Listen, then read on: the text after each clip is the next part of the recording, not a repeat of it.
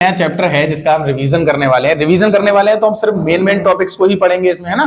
तो हमारे आसपास के पदार्थ शुद्ध हैं। क्या हमारे आसपास के पदार्थ शुद्ध हैं, ये हमारा चैप्टर का नाम है।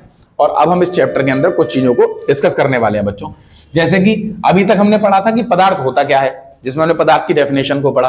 क्या होता है पदार्थ? तो हाँ बोलो।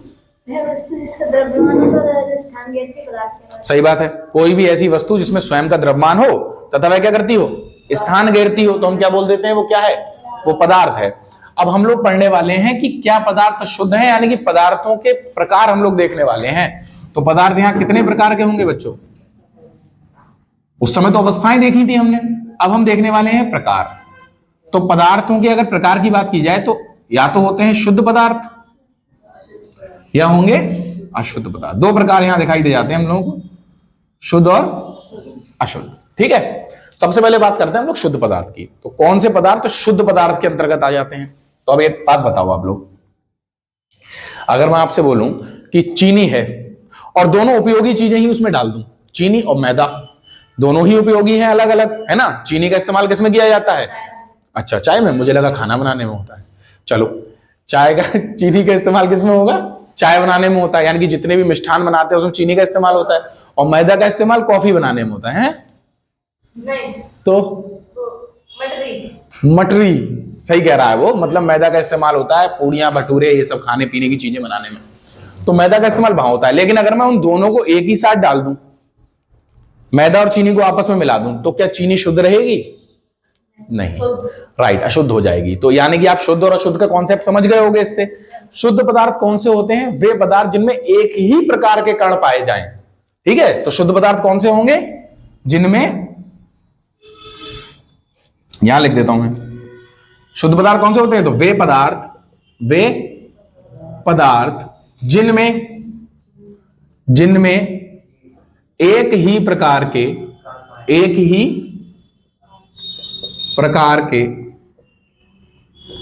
कण पाए जाते हैं, तो वो क्या कहलाते हैं? शुद्ध पदार्थ कहलाते हैं बेटा। मतलब यह है कि चीनी की बोरी है तो उसमें सिर्फ और सिर्फ चीनी होनी चाहिए, चीनी की बोरी में मैदा नहीं होनी चाहिए। और चीनी बोरी में मैदा कर दोगे तो वो चीनी अशुद्ध हो जाएगी। समझ में आया ये बात? Very good. तो बच्चों ये तो हो गए शुद्ध पदार्थ। अब आप लोग मेरे साथ ही इस तरीके से इसको लिखते चलना। इससे क्या होगा, इससे आप लोग रिवीजन में देखोगे तो एक आध पेज पर ही पूरा चैप्टर खत्म हो चुका होगा। बहुत सारे नोट्स नहीं पढ़ने पड़ेंगे हमको, सिर्फ वो पेज देखा, समझ में आया, बात खत्म, सब कुछ याद हो जाएगा आपको। तो अब बच्चों बात करते हैं हम लोग, शुद्ध पदार्थ कितने प्रकार के होते हैं? तो दो प्रकार के होते हैं शुद्ध पदार्थ। कौन कौन से? वेरी गुड, तत्व और यौगिक। ठीक है, ये दोनों ही शुद्ध हैं, तत्व और यौगिक। अब बच्चों बात करते हैं अशुद्ध पदार्थों की। तो वही जो चीनी में मैदा मिला दी थी अभी, वो वाला कट्टा उठा लो। यानी कि अशुद्ध पदार्थ कौन से होते हैं? जो दो या दो से अधिक चीजों का मिश्रण हो, वही क्या कहलाएगा? अशुद्ध पदार्थ। यानी कि वे यौगिक, क्या बोल सकते हैं हम लोग? वे पदार्थ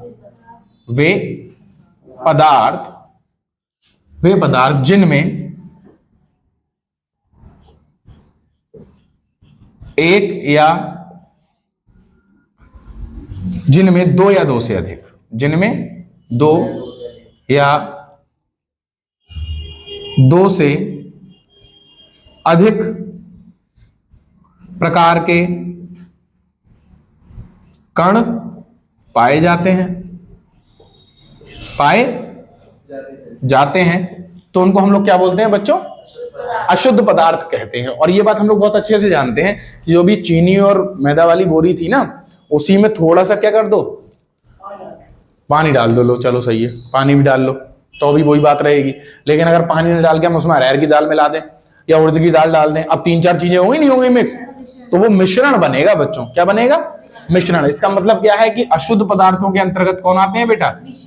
मिश्रण आते हैं। कौन आते हैं? क्या ये बात आपको समझ में आई? तो दोबारा देख लो, पदार्थ क्या होता है, इसकी डेफिनेशन तो हमको पता ही है। पदार्थ क्या होता है? जिसका स्वयं का द्रव्यमान हो तथा वह क्या करता हो? स्थान घेरता हो, तो उसको तो क्या बोलेंगे हम लोग?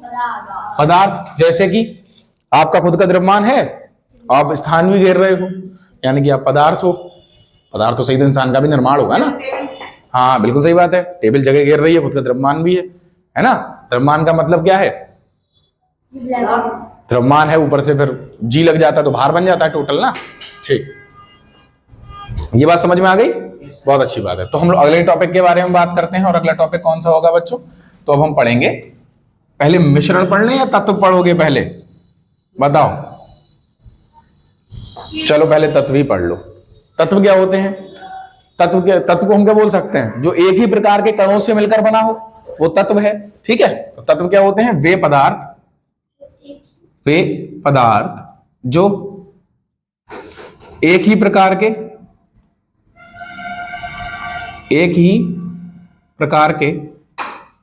कणों से मिलकर बना हो, कणों से मिलकर बना हो। तुम कहोगे सर जी इसमें और शुद्ध पदार्थों में क्या अंतर है? फिर तो कोई अंतर ही नहीं है, ये शुद्ध पदार्थ ही तो है, तो अंतर क्यों होगा? लेकिन हाँ, ये एक इकाई है, इसलिए हमने वे पदार्थ और कण का इस्तेमाल किया है इसमें, क्योंकि तत्व जो होते हैं उनकी खोज होती है बच्चों। ठीक, तत्वों की क्या होती है? खोज। हमको प्रकृति से भी प्राप्त हो जाते हैं तत्व, और उसके अलावा हम तत्वों का निर्माण भी कर सकते हैं। वर्तमान में कुल कितने तत्व हैं हमारे पास जो हमको ज्ञात हैं? तो 118 तत्व ऐसे हैं जो हमें ज्ञात हैं। और ये रहे बच्चों वो तत्व जो ऊपर आपको आवर्त सारणी दिखाई दे रही है, ये देखो, इस आवर्त सारणी में 118 तत्व हैं हमारे पास। ये सारे तत्वों की कुछ की खोज हुई है, कुछ को बनाया गया है। ओके, लैब में भी बनाए जाते हैं अब।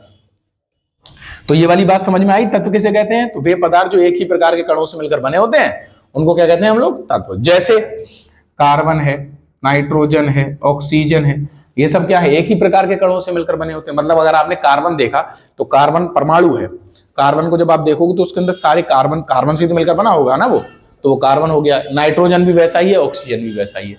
ये शुद्ध में आते हैं, इनके अंदर और कुछ मिलावट नहीं है, एक ही प्रकार के हैं, तो उनको हम लोग तत्व कहते हैं बच्चों। अब यौगिक किसे कहते हैं? तो तत्वों से मिलकर, वेरी गुड, किससे? तत्वों से मिलकर यौगिकों का निर्माण होता है बच्चों। यौगिकों का निर्माण होता है। अब आपके दिमाग में आ रहा होगा कि सर तत्वों से मिलकर यौगिकों का निर्माण हो रहा है, तो अगर आप दो अलग अलग तत्वों को रख दोगे फिर तो वो मिश्रण बन गया, और मिश्रण बन गया तो अशुद्ध हो जाना चाहिए, फिर आप यौगिक को शुद्ध क्यों मान रहे हो? बात तो सही है ना। लेकिन यहां निश्चित अनुपात का योग किया जाता है बच्चों यौगिक बनाने के लिए। जैसे कि आपने H2O बनाया, H2O एक यौगिक है, वैसे तो जल है ये, लेकिन जल एक यौगिक है ना, तो बच्चों ये एक यौगिक है। अब अगर मैं यौगिक की बात करूं तो इस यौगिक में हाइड्रोजन और ऑक्सीजन का एक निश्चित अनुपात ही हमेशा भाग लेता है, और उस अनुपात का कितना अनुपात होता है वो पता है? 1:8। ये एक अनुपात रहता है, ठीक है, 1:8 रहता है यौगिकों का अनुपात। ठीक है, समझ में आया? बहुत अच्छी बात है। अब दोबारा से एक बार रिवीजन करो ताकि चीजें समझ में आए। पदार्थ क्या? जिसका द्रव्यमान हो और वो स्थान घेरता हो वो पदार्थ। ठीक, पदार्थों कितने प्रकार के? शुद्ध पदार्थ, अशुद्ध पदार्थ 2। अब कहोगे सर पदार्थ तो 5 प्रकार के थे। 5 तो अवस्थाएं थी वो, ठोस, द्रव, गैस, प्लाज्मा और बोसाइंस्टीन। ठीक है, वो प्रकार नहीं थे। प्रकार कौन से होते हैं? सिर्फ 2। कौन कौन से? शुद्ध पदार्थ, अशुद्ध पदार्थ। शुद्ध पदार्थ कौन से? जो एक ही प्रकार के कणों से मिलकर बने हो, शुद्ध पदार्थ। कौन कौन से होते हैं? तो तत्व और यौगिक। तत्व क्या होते हैं? जो एक ही प्रकार के कणों से मिलकर बने होते हैं वो तत्व होते हैं, जैसे carbon, nitrogen, oxygen, hydrogen, phosphorus, बहुत सारे। ओके, आदि ये हो गए। यौगिक क्या होते हैं? तो तत्वों से मिलकर यौगिकों का निर्माण होता है, जैसे कि H2O, लेकिन इसमें एक निश्चित अनुपात ही तत्वों का भाग लेता है, जिन्हें किसी भी अनुपात में लेके आए, खिचड़ी सी बनाई और फेंक दी, ये नहीं करना है। ओके, हम लोग क्या करना है? निश्चित अनुपात जब भाग लेगा तो आराम से बन जाएगा। CO2 में भी एक निश्चित अनुपात भाग लेता है। देखो CO2 इसमें भी एक निश्चित अनुपात भाग लेगा। CO2 एक गैस है ना, तो CO2 को भी बनाने में एक निश्चित अनुपात ही भाग लेता है बच्चों। ओके, चलो 12:32 अगर आप देखोगे तो निकाल सकते हो, भारात्मक अनुपात लिया जाता है। अब बात करते हैं बच्चों किसकी? मिश्रण की। ये वाली चीजें याद हो रही हैं तुरंत? ऐसा तो नहीं है कि बहुत ज्यादा वेटेज पड़ रहा होगा, अरे याद कैसे करेंगे? तुरंत याद हो रहा होगा जहां तक मुझे लग रहा है ना? नितिन याद हो रहा है? बढ़िया बेटा, चलो थोड़ा ध्यान देना है, सही है। चलो देखो यार, मिश्रण क्या होते हैं बच्चों? अगर मैं मिश्रण की बात करूं तो मिश्रण होते हैं वे 2 या 2 से अधिक पदार्थों को आपस में मिलाने पर किसका निर्माण होता है? लेकिन किसी भी अनुपात में मिलाने पर। निश्चित अनुपात में मिलाओगे तो मामला अलग है। किसी भी अनुपात में अगर मिलाते हैं तो किसका निर्माण होता है? मिश्रण। ठीक है, तो क्या लिखेंगे? दो या दो से अधिक पदार्थों को किसी भी अनुपात में मिलाने पर, किसी भी अनुपात में मिलाने पर किसका निर्माण होगा बच्चों? मिश्रण का निर्माण होता है। ठीक, ये बात समझ में आई? कोई दिक्कत? Very good. चलो, अब मिश्रण भी कितने प्रकार के होंगे?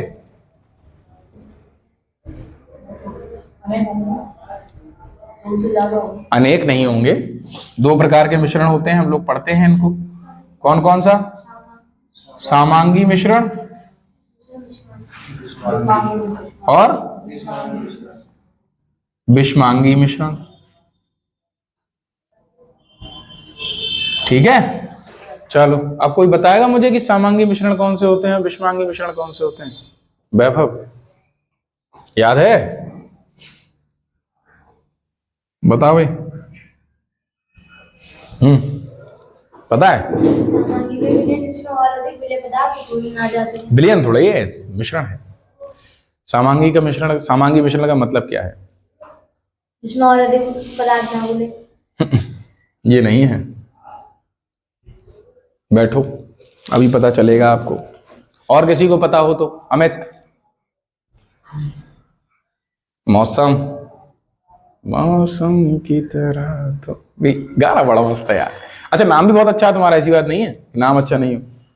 चलो, तो मौसम बहुत अच्छा है इस समय। मौसम बोलो ना। अरे मौसम बहुत अच्छा है इस समय महाराज। चलो चलो बेटा, देखो अगर मैं सामांगी मिश्रण की बात करता हूं तो सामांगी मिश्रण कौन से मिश्रण होंगे? तो वे मिश्रण, जैसे सामांगी मिश्रण की बात की जाए तो आपने एक पदार्थ लिया, एक दूसरा पदार्थ लिया, अगर आपने उसको उसमें मिलाया और वो पूर्णता मिल गया, जैसे पानी लिया, पानी में चीनी मिलाई तो चीनी पूरी तरीके से मिल गई। अब उसमें से पानी और चीनी अलग अलग दिखाई दे रही है क्या? पता चला कि ऐसे ऐसे लिया और पानी में चीनी घोली, उसके बाद ऐसे कर किया, चीनी चीनी खा गए और पानी छोड़ दिया। ऐसा कर सकते हो? नहीं कर सकते ना, हम लोग नहीं कर सकते। और पता चले ऐसे करके दांत लगा लिया, ऐसे होता है ना, हम कभी कंचे वंचे कोई चीज गिरी होती है पानी के अंदर तो हम पीते हैं, दांत पहले लगा लेते हैं, ऐसे कर पी जाते हैं पूरा, तो कंचे कंचे रह जाते हैं दांतों के चक्कर में, पानी पूरा चला जाता है अंदर।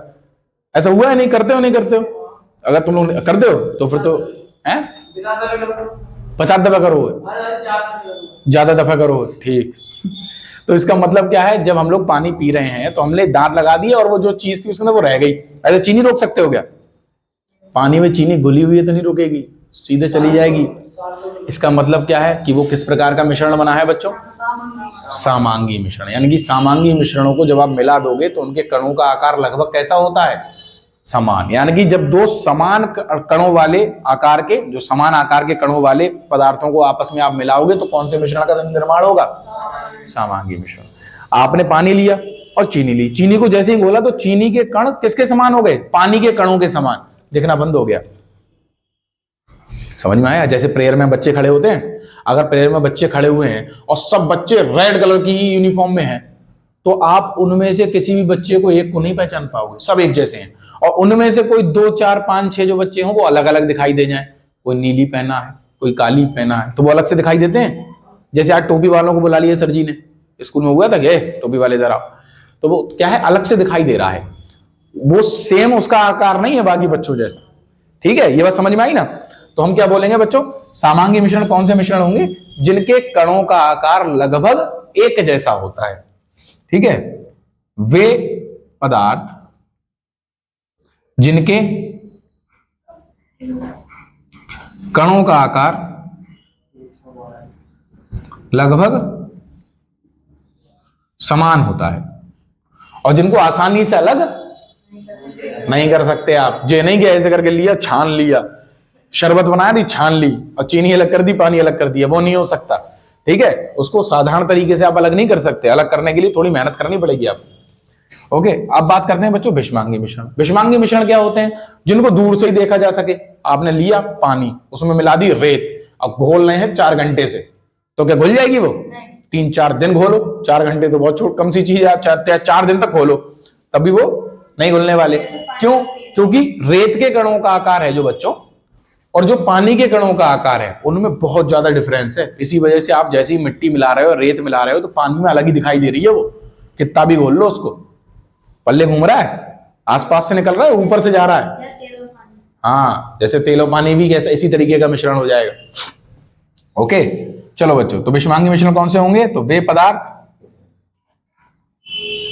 जिनके कणों में काफी अंतर पाया जाता है, ऐसे लिख सकते हो। ठीक है, आपने जो दो पदार्थ आपस में घोले हैं, उन दोनों पदार्थों के कणों के बीच में डिफरेंस बहुत ज्यादा होगा, जिस वजह से वो मिलने के बाद अलग अलग ही दिखाई देने लगेंगे। और अगर ऐसे पदार्थ आप कोई ऐसे पदार्थ घोल रहे हो जिनके कणों का आकार समान है, तो वो कौन से मिश्रण हो जाएंगे? सामांगी मिश्रण। क्या बच्चों ये बात समझ में आई? किसी को कोई दिक्कत यहां तक? पक्का सबने मेरे साथ ही नोट कर लिया होगा, जहां तक मुझे उम्मीद है सबने किया है। बहुत अच्छी बात। तो इसको मिटा दूं मैं? पक्का नोट किया था? हाँ, तो सही है। ठीक, अच्छा, हाँ, वीडियो रिकॉर्ड भी तो हो रही है, स्क्रीनशॉट ले सकते हो। ठीक, अच्छा, एक्चुअल में पता क्या होगा, जब पेपर आने वाले होंगे ना तुम्हारे, तभी तुमको बहुत मदद करेगी वीडियो। क्योंकि ये क्लास में तुम हो प्रेजेंट पहले से ही, ऊपर से ये क्लास यूट्यूब पे भी होगी। तो जब तुम्हारा मन हो, खटाक से खोली, देख ली आराम से वीडियो। लाइक करना तो भैया हर बार थोड़ी कर लोगे, एक ही बार तो होता है। पता चलेगी कि नहीं सर जी मैं आपसे बहुत प्यार करता हूँ, मैं 2 बार लाइक करूंगा। 2 बार लाइक करने पे कुछ नहीं होता फिर। चलो, कुछ कहना चाह रहे हो क्या नितिन? हैं? चलो आओ भाई। अब बच्चों हम लोग क्या पढ़ने वाले हैं? हम पढ़ने वाले हैं इसके बाद विलयन। ओके, तो अब हम लोग समझते हैं कि एक्चुअल में विलयन क्या होता है। तो कोई और बता सकता है मुझे कि विलयन क्या है? बताओ जरा, बोलो। विलयन किसे कहते हैं भाई, पता है किसी को? अच्छा, इन्होंने 2 टॉपिक्स का नाम लिया अभी। एक इन्होंने पॉइंट बोला विलेय, दूसरा बोला विलायक। इनसे पूछा गया विलयन किसे कहते हैं, तो उन्होंने बोला कि सर विलेय और विलायक के मिश्रण को, एक तरफ बोला विलेय, दूसरी तरफ बोला विलायक। और इनके कहने का मतलब है कि विलेय और विलायक के मिश्रण को ही हम क्या कहेंगे? विलयन कहेंगे। बिल्कुल सही डेफिनेशन है। लेकिन यहां पर 2 नए और ऐसे पॉइंट आ गए जिनके बारे में हम लोग शायद नहीं जानते हैं। कोई जानता है विलेय और विलायक क्या होता है? अगर नहीं जानते हो तो जान लो आज। ठीक, पहली चीज तो विलयन को हम बोल सकते हैं कि विलयन जो हैं वो एक प्रकार के क्या होते हैं? सामांगी मिश्रण। क्योंकि ज्यादातर बच्चों को तो ये दिक्कत होती है कि मिश्रण और विलयन अलग अलग होते हैं, एक जैसे होते हैं। तो मिश्रण और विलयन अलग अलग होते हैं, लेकिन सामांगी मिश्रण ही विलयन कहलाते हैं बच्चों। ओके, विषमांगी मिश्रण अलग है, वरना सामांगी मिश्रण का ही एक भाग है। कौन? विलयन। किसका भाग है? मिश्रण का। ओके, तो सामांगी मिश्रण ही कौन होते हैं? विलयन होते हैं। ये बात समझ में आ रही है? Very good. चलो बच्चों, तो अब हम लोग क्या देखते हैं? अब हम लोग देखते हैं इसको कि सबसे पहले विलेय क्या है। ओके, एक बार बंद करिए इसको। हाँ बच्चों, डिस्टरबेंस के लिए थोड़ी सी माफी चाहेंगे। एक्चुअल में पिताजी आ गए थे तो जाना पड़ा हमें, है ना। आप लोगों के पिताजी आएंगे, आप लोग नहीं जाओगे? हाँ, तो फिर इसी चक्कर में थोड़ा सा जाना पड़ा था भाई। चलो, बच्चे सोच रहे होंगे सर जी को कितनी नौटंकी करनी पड़ती है वीडियो के चक्कर में, है ना। करनी पड़ती है भाई, क्या करें, ऐसा है ना। उन बच्चों को तो पता नहीं है कि सिचुएशन क्या थी अभी की, ये तो हम लोग जान रहे हैं जो लोग बैठे हैं। चलो, तो बच्चों विलेय पदार्थ और विलायक, इन दोनों का मतलब क्या है? तो विलेय को अगर आप पढ़ना चाहते हो तो सिर्फ आप एक पॉइंट याद रखो। विलेय मतलब, विलेय के साथ आप याद रखो को, और विलायक के साथ आप याद रखो में। ठीक, पहले तो अगर कोई आपसे पूछ ले विलयन क्या है, तो आप बोल सकते हो कि सामांगी मिश्रण ही क्या होते हैं? विलयन होते हैं। यानी विलयन एक प्रकार का सामांगी मिश्रण है। पहली लाइन तो यही बोल सकते हो आप लोग। ठीक है, इधर ध्यान दो बेटा, बोल आओ। अरे तो स्टार्ट हो गया, चलो। तो विलय के साथ को लगाया, विलायक के साथ में लगाया हमने। ओके, इसका मतलब क्या है बेटा? इसका मतलब है कि जैसे मैं एक शरबत लेता हूं, एक एग्जांपल क्या लिया मैंने? शरबत। अगर आप शरबत की बात करो तो इसमें दो चीजें घुलती हैं, एक तो चीनी होती है और एक पानी, है ना, थोड़ा सा जहर। वो तो उसके लिए जिसको हमें मार डालना है, उसके अलावा तो चीनी पानी ही पर्याप्त है शरबत बनाने के लिए। ठीक है बच्चों? हाँ, अब वो अलग चीज है कि पानी आपको कैसा लेके आना है इसके अंदर। वैसे स्वच्छ पानी की ही आवश्यकता है, तो चीनी और पानी, दो चीजों की आवश्यकता होती है। अब मुझे ये बात बताओ आप लोग, इसमें किसको किस में घोलते हैं? तो चीनी को घोला जाता है, चीनी को घोला जाता है। मतलब चीनी तो हो गई क्या? विलेय। और इससे क्या पता चला कि विलेय कौन से पदार्थ होते हैं? जिनको घोला जाता है, जिनको घोला जाता है, जिनको घोला जाए। वे पदार्थ जिनको घोला जाता है उन्हें क्या कहते हैं? विलेय। किस में घोलते हैं बच्चों? तो पानी में घोला जाता है। यानी कि विलायक कौन होंगे? तो वे पदार्थ जिनमें घोला जाता है, विलेय पदार्थों को घोला जाता है, जिनमें विलेय पदार्थों को घोला जाता है, विलेय पदार्थों को। घोला जाता है।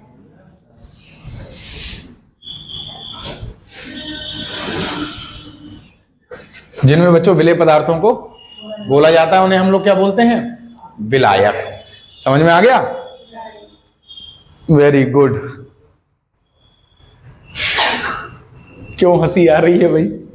क्या हुआ? कुछ कह रहा है ये अमित? क्या बोल रहे हैं? अच्छा बता दो, तो हंस लो, चलो कोई दिक्कत नहीं, आज तुम लोगों को हंसने का मौका देता हूं। हाँ बताओ क्या? अच्छा, कुछ अच्छी भाषाओं का इस्तेमाल कर दिया तुम्हारे लिए? ऐसा क्यों कर रहे हो भाई? हैं? भाई है तुम्हारा, अच्छी अच्छी भाषाओं का इस्तेमाल किया करो। ये कैसी कैसी भाषाओं का इस्तेमाल करते हो बे? और ये वीडियो तुम्हारी मम्मी भी देख लेंगी नितिन, और फिर लट्ठू लेगा, तुम पे फायदा क्या है? चलो, ये चुप चुप वाली होती है ना, उन्होंने जाते से देगा मैं सुन लूंगा दीप पिटेगा, तो इसलिए चुपचाप उससे कह रहा है कुछ, और तू सुन भी रहा है। वो कुछ कह रहा है, तुम सुन भी हो रहे हो उससे। चलो हाँ बेटा, अरे सीधे बैठो वैभव। चलो अब बेटा देख लेते हैं हम लोग क्या है। तो चीनी यानी कि विलेय, और पानी यानी कि विलायक। ठीक है? अब बच्चों अगर कोई पूछे विलेय क्या, विलयन क्या है, तो आप बोल सकते हो विलेय तथा विलायक के मिश्रण को ही विलयन कहते हैं। और विलेय कौन होते हैं? तो वे पदार्थ जिनको विलायक में घोला जाता है, जिनको विलायक, जिनको विलायक में घोला जाए वो क्या कहलाते हैं? विलेय। और जिनको विलायक कौन होते हैं? तो जिनमें विलेय पदार्थों को घोला जाता है उन्हें हम लोग क्या बोलते हैं बच्चों? विलायक। क्या ये बात समझ में आ गई? Very good. तो बच्चों विलयनों के प्रकारों को हम लोग देख लेते हैं इसी के आधार पर। ठीक है? तो कितने प्रकार के विलयन होते हैं? तो विलयन के प्रकार, विलयन के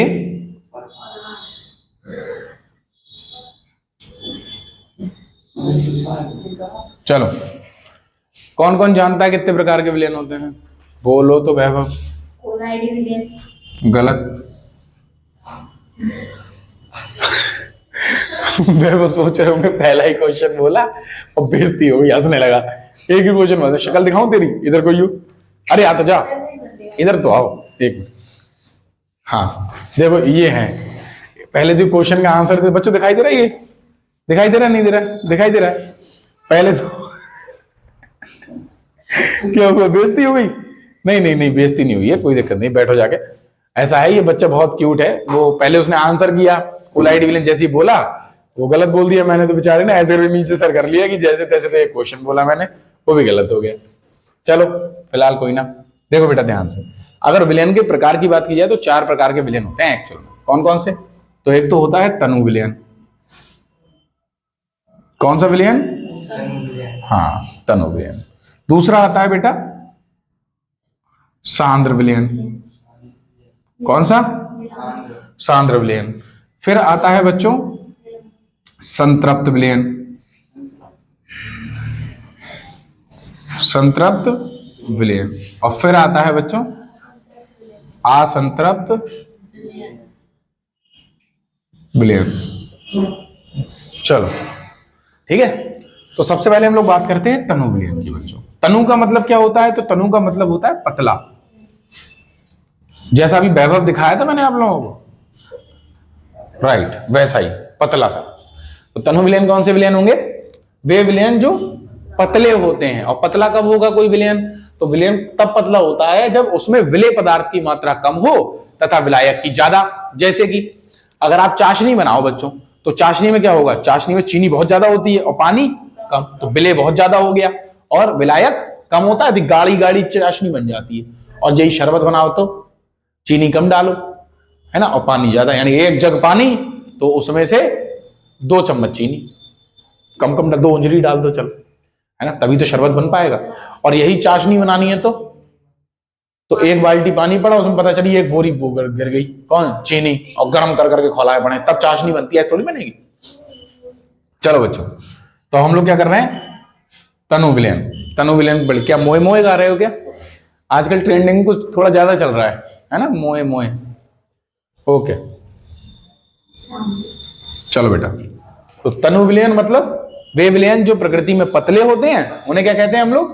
तनु विलयन। इसको याद रखना आप लोग, जो प्रकृति में पतले होते हैं, पतले होते हैं उनको क्या कहेंगे हम लोग? तनु विलयन। तनु विलयन कहते हैं। और सांद्र विलयन कौन से होते हैं? तो सांद्र का मतलब होता है गाढ़ा। तो वे विलयन जो प्रकृति में कैसे होते हैं? गाढ़े। गाढ़े होते हैं। किसी प्रकार के इशारे ना करें, क्योंकि मैं यहां देख रहा होता हूं तब भी मुझे यहां दिखाई दे रहा होता है। क्या धमका रहे हो तुम बेचारे को? वे विलयन, तुम धमका रहा है? क्या बोल रहा है? डीएम चौराहे पे मिलियो? अबे इतना सा तू। चलो, वे विलयन जो प्रकृति में गाढ़े होते हैं उन्हें क्या बोलेंगे? सांद्र विलयन कहते हैं बच्चों। अब मैं आप लोगों से क्वेश्चन पूछूंगा, सांद्र विलयन में कौन ज्यादा होगा? विलेय ज्यादा होगा या विलायक ज्यादा होगा? विलायक ज्यादा होगा, यानी कि पानी ज्यादा हो गया, विलेय ज्यादा होगा। चीनी ज्यादा करनी है आपको, ठीक है? तो इसमें विलेय ज्यादा होता है तथा विलायक कम होता है। यहां मैंने जो एरो बनाया ऊपर के लिए मतलब ये ज्यादा है, नीचे के लिए तो कम है। इसमें बताना जरा, विलेय कैसा होगा? विलेय कम होगा और विलायक ज्यादा होगा। विलायक की मात्रा ज्यादा होती है। अब बच्चों बात करते हैं किसकी? संतृप्त विलयन। संतृप्त विलयन की। संतृप्त विलयन कौन से विलयन होते हैं? तो वे विलयन जिनमें कौन से होंगे संतृप्त? जो उस समय तुम बोल रहे थे वही होगा अब ये। तो संतृप्त विलयन ऐसे विलयन होते हैं, जैसे कि आपने गिलास लिया, ये बच्चों गिलास है, मान लो क्या है, दिखाई दे रहा है तो देखो अगर दिखाई नहीं दे रहा है तो देखो, अब है गिलास, गिलास है ना, ये दिख रहा है गिलास, तो देखो ना फिर, अब है गिलास, मान जाओ गिलास है गिलास, ठीक। बच्चों इसमें पानी डाल दिया मैंने, पानी दिख रहा है, अच्छी बात। अब बच्चों क्या करेंगे हम लोग, थोड़ी सी मैंने चीनी उठाई, 1 चम्मच डाली है इसमें, ठीक है बच्चों, 1 चम्मच और डाल लूं? ओके, 1 चम्मच और डाल दी, ज्यादा नहीं होगी, ये भी सही है। अब मैं बच्चों इसको घोल रहा हूं, देखना घुल गया क्या? नहीं, थोड़ी बची है अभी। चलो अब मैं इसको घोलता हूं, ये हमने घोल ली, अब चीनी घुल गई, वेरी गुड। ऐसे ही मैं 1 चम्मच और डालूंगा, घोलूंगा तो घुल जाएगी, फिर 1 चम्मच और डालूंगा, घोलूंगा, घुल जाएगी। एक कंडीशन ऐसी आ जाएगी कि चीनी घुलना बंद हो जाएगी बेटा। फिर क्या करो, आप स्टोव जलाओ और उस पर आदमी को नहीं बैठाना है, उस पर खुद नहीं बैठ जाना है, उस पर जो पात्र है उसको रख दो, गर्म करना शुरू कर दो। इससे क्या होगा, अब गर्म करने पर विलेयता बढ़ जाती है। हमने गर्म किया, फिर चीनी डाली, थोड़ी और घोली, लेकिन एक कंडीशन ऐसी आएगी जिसके बाद चीनी घुलना बंद हो जाएगी। तो ऐसे विलयन जिनमें और अधिक विलेय पदार्थों को ना घोला जा सके तो उसको क्या बोलेंगे हम लोग? संतृप्त विलयन। और इसी प्रकार बच्चों संतृप्त का मतलब भी है, संतृप्त का मतलब तृप्त हो जाना। गांव में कहते हैं ना, अरे भैया आज तो आत्मा तृप्त हो गई, इतना खाया। मतलब क्या है, किसी को आप खिलाओ तो जब वो खाना खाएगा तो फिर नहीं भैया 1 रोटी और आपने दी, उसने खा ली। अब एक कंडीशन ऐसी आ जाएगी, अगर अब तुमने उसे 1 भी रोटी खिलाई तो भाई साहब सर फोड़ देगा तुम्हारा वो, और यहाँ पर भाई उल्टी कर देगा कि ले खिला ले पहले, जे और बटोर के फेंक यही हो, है ना। इसका कारण तो यही होगा फिर, क्योंकि फिर तो बहुत खा लेगा वो, इतना नहीं खा सकता। तो संतृप्त विलयन का मतलब क्या है, ऐसे विलयन जिनमें और अधिक विलेय पदार्थ ना घोला जा सके। समझ में आया? आप इसी को एक लाइन में लिख दो, वे विलयन जिनमें और अधिक विलेय पदार्थों को ना घोला जा सके, उसको क्या बोलेंगे बेटा हम लोग? संतृप्त विलयन। अच्छा, तो फिर असंतृप्त विलयन कौन से होंगे? जाहिर सी बात है, तो असंतृप्त विलयन वे विलयन होंगे जिनमें संतृप्त विलयन से कुछ कम होंगे, लेकिन हाँ उनमें संभावना हो कि कुछ विलेय पदार्थ घोले जा सकते हैं। ओके, तो असंतृप्त विलयन कौन से होंगे? तो वे विलयन जिनमें और अधिक विलेय पदार्थों को घोला जा सके। बच्चों, समय तो ऐसा कह रहा है कि हो चुके हैं हम, है ना? तो हम इससे आगे की बात कल करेंगे, और अब डेली रेगुलर वीडियोस भी बनेंगी इसी प्रकार से। 9th क्लास की ये एक वीडियो जो पहला चैप्टर था, वो उसमें जितने भी मोस्ट इंपॉर्टेंट चीजें थी वो हमने करा दी थी ऑनलाइन वालों के लिए, और अब हम लोगों ने ये चैप्टर उठाया है। आज या कल इस चैप्टर को हम लोग फिनिश कर देंगे, और लगातार इससे रिवीजन स्टार्ट हो जाएगा। कुछ समय बाद फिजिक्स भी स्टार्ट होगी, फिर बायो भी होगी, और इसको हम कंप्लीट खत्म कर देंगे। तो बाकी बातें करेंगे कल। Till then do whatever you want to do. Okay, चलो।